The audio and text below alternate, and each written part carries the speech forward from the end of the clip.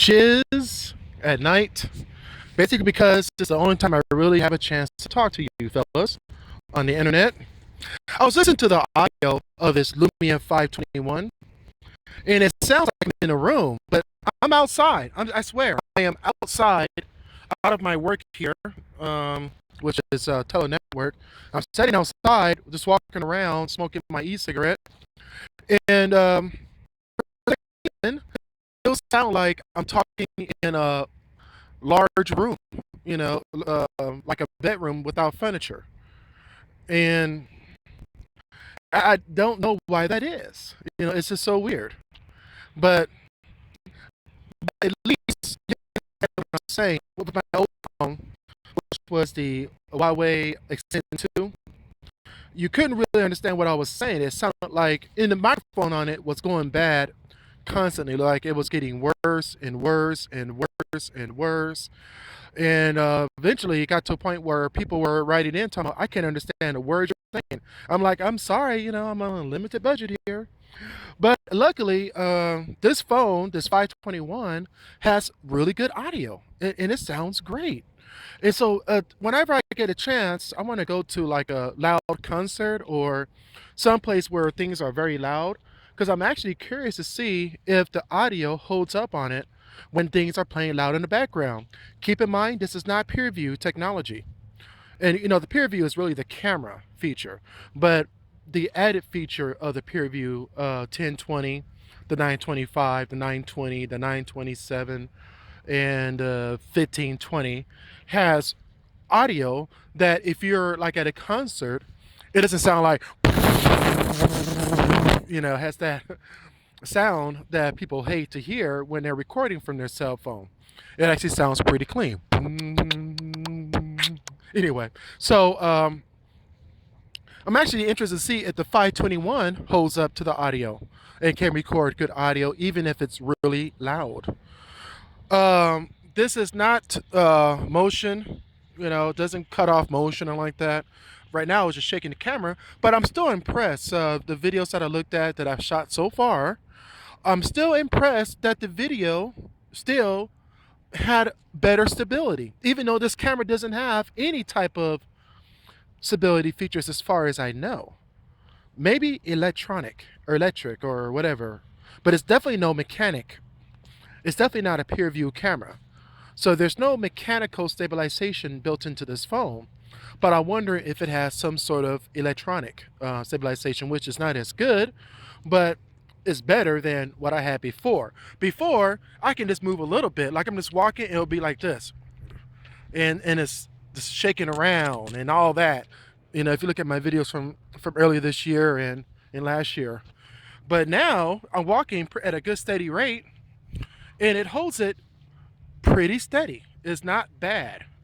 It's not as jumping like that. It's a little bit better.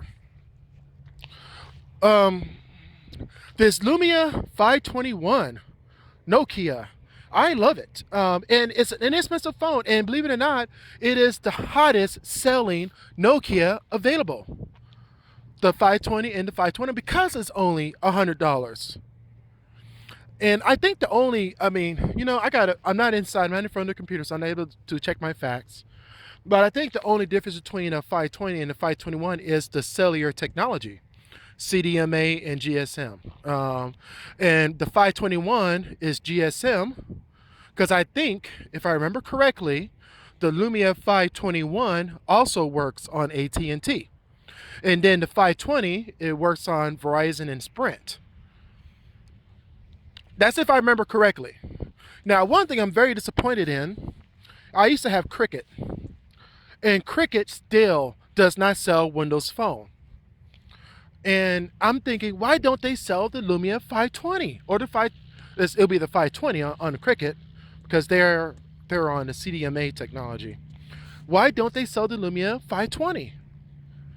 And it seems like they refuse to sell it. They sell the iPhone 5S, but they don't sell the iPhone 5C, which is a puzzle to me because I think they will sell a lot more iPhones if they sold the cheaper iPhone, which is Apple's version of the cheap phone. Okay? Then they sell the Galaxy S3, and I think they have the Galaxy S4, which is extremely expensive. I mean, we're talking about $600. But then with Cricket, you got this extreme. Okay, you have the the phones that are like $29, which is the Galaxy Discovery, Discovery, Samsung, and it's a cheap Android phone. It's a damn good phone, actually. But I bought my wife that phone because she was like, I like it because it's small and it's tiny. Because if she had the Galaxy S3 or 4, it'll be a really big phone. And she didn't want a big phone. She want a tiny phone. So I'm like, well, the only tiny phone they got is the Galaxy Discovery or Discover, whichever one it is. And she absolutely loves it. So what I'm going to do one day is do a review on it, even though she has the Hello Kitty. She loves Hello Kitty. She has the Hello Kitty skin on it. I'm going to do a review of it anyway. So I got a flu coming on, and it's really bad. So excuse the sniffles and the coughing and sneezing if I do that during this video. Um, so the Galaxy Discovery is actually a pretty damn good phone for the price, $29, no contract, $29. And for a tiny little phone, yes, it can't do a whole lot. Of course not. And of course, it can't run the, you know, applications that needs high-end, processing and RAM. And of course, it doesn't have the storage. But believe it or not, it was faster than the Huawei Ascend 2. Probably because the current software runs better on the Android 4.0. Now that's the thing though. It only has Android 4.0 and I wasn't able to get it to 4.1, 2 or 3. Okay. Now I'm very excited about what's going to happen with Windows Phone 8.1. I meant the last time I did a review on this phone, I mentioned that Windows Phone 8.1 is not out yet for this phone, and someone corrected me and said no, because it's not out yet at all. I'm like, oh, I thought it was. I actually thought that Windows Phone 8.1 was already out because Windows 8.1 is already out, but I was corrected. Windows Phone 8.1 is not out yet, but it will be coming soon, and I'm looking forward to it because I'm looking for. I mean, there are some little. I love Windows Phone and I love Microsoft. Okay, I mean anybody who looks at my vlog, they already know that I'm a big Microsoft fan. They already know this. It's not a secret. More so than Google and Apple. Even though Google and Apple, they do come up with some good products. If I had all the money in the world, I'll get a Nokia Lumia 1020. I'll have a Nexus 7 tablet.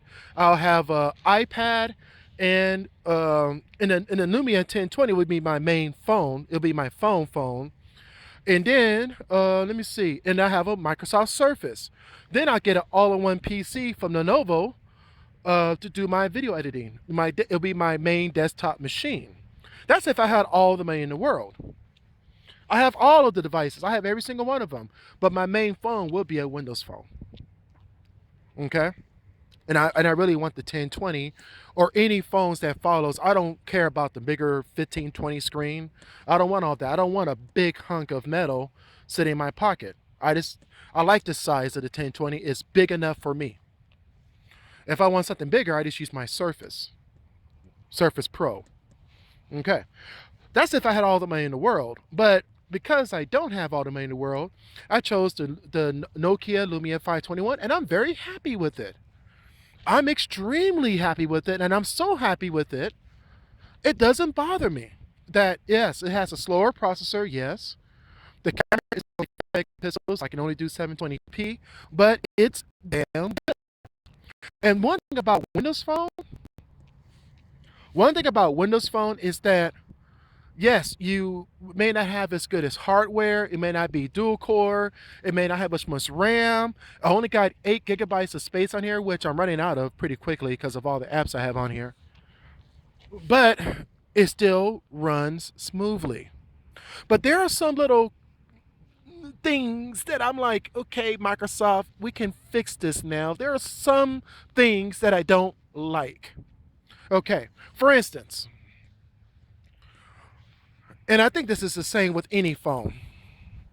I downloaded the Facebook app and I also got the Facebook beta. When I open it up for the first time after installing it, shouldn't it ask me, do you want to use your phone's Facebook login or do you want to enter a whole new login yourself? I think I should be given a choice. Why not? When I log into Skype, why'd I gotta sign into Skype if Skype is already built in? I mean, it's nice to have a separate Skype app because you have more features. But the built-in Skype app, I think the Skype app, the the downloadable one, should ask me, do you want to use your Windows Live credentials that's already in your phone, or do you want to sign in to another account? Think it should be given a choice, and I think that would be a great feature, so I don't have to sign in so many damn times. Here's something else. I have an Office 365 account. So I used my Office 365 account to log in, but then it didn't. When I went to the Office Hub, it asked me for my Office 365 credentials again, and I thought it was automatic. Then I downloaded the SharePoint news feed, and it asked me for my Microsoft Office 365 credentials again. Again, I think it should ask you, do you want to use your already logged in Office 365 account, or do you want to log in under a separate account? I should be given that choice because I think that right there would allow me to log into stuff quicker if it's already in there. Any applications, apps, and I know this is third party. Okay, I know these are third party. We're talking about third party here, not Microsoft anymore. Pinterest, for example, and if I have set up already that my Facebook login logs me into my Pinterest account, shouldn't it ask me, hey, do you want to use the Facebook login that you already signed into on your Windows Phone, or do you want to log in yourself? And if I say yes, use my Facebook login, it will grab the credentials from my phone and log me into Pinterest automatically. Shouldn't it work that way? Yes, I think it should.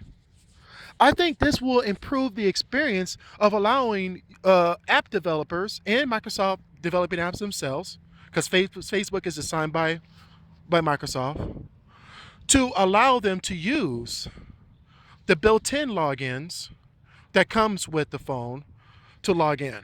Anything that doesn't, of course, doesn't. Like LinkedIn. Okay, I downloaded the LinkedIn app. It should give me a choice. Do you want to use the LinkedIn one that you already have?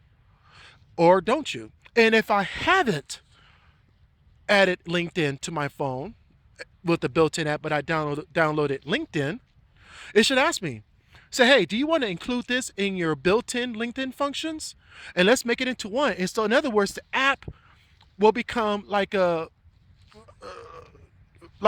addition. And then here's something else. Instead, if it ever needs an app for anything, like a lot of LinkedIn services, the app is required. And I'm looking at the LinkedIn feed in the built-in Windows Phone portion. It should ask me, do you want to open this up in the LinkedIn app, or do you want to open this up in the LinkedIn website? And then it should log me in automatically, which is easy to do. You just use I'm not sure how certain websites do it, but there's a certain code that you can add to it that will automatically log you in when you click on a link. So LinkedIn should do that, and Facebook and all these other websites for that matter. It should automatically log me in, I think.